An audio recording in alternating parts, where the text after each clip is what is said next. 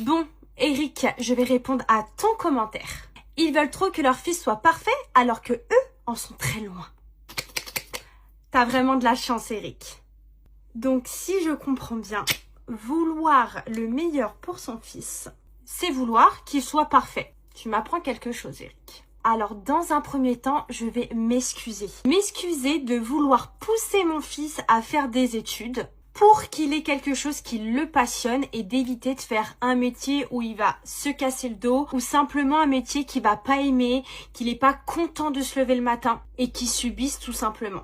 Excuse-moi aussi de vouloir qu'il passe plus de temps à découvrir des choses comme jouer, voilà, des choses ludiques, plutôt que de passer 10 heures sur un écran ou toute une journée ou autre. Je savais pas que vouloir éviter de cramer les neurones de son fils était mauvais. Bien sûr, chaque parent fait comme il entend. Bon, et bien sûr, on vient parler de nous. Parce que oui, nous, on n'est pas parfaits. Mais d'ailleurs, quel humain est parfait?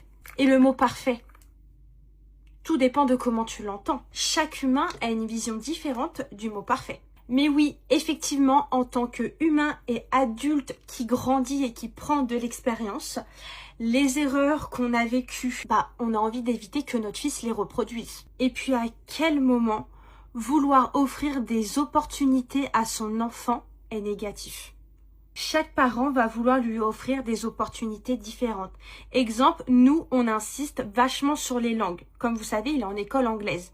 Parce que nous-mêmes, on a des grosses difficultés en anglais et peut-être si on parlait anglais bilingue, on serait, je sais pas, on travaillerait aux États-Unis par exemple. Voilà.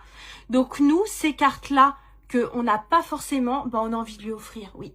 Donc si c'est négatif de vouloir offrir des opportunités à son enfant, je sais pas où le monde va. Après, effectivement, il y a beaucoup de gens malsains sur Terre.